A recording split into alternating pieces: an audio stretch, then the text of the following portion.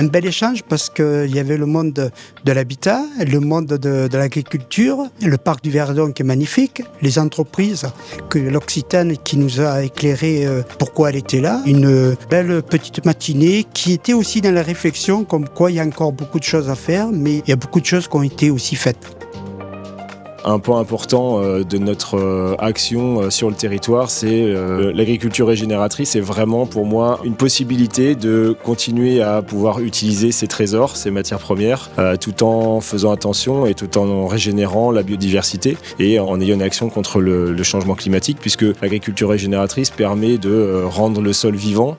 permet de stocker plus d'eau, d'éviter l'érosion, d'amener de la biodiversité, de stocker du carbone. Il faut vraiment qu'on accompagne au niveau du territoire les agriculteurs, ils ne pourront pas le faire tout seuls, mais en tout cas on a une piste concrète de terrain qui nous permettrait sur le territoire avec les agriculteurs et pour les citoyens et les entreprises de pouvoir relever ce défi, d'allier et de tirer bénéfice des ressources en les renouvelant pour les générations futures.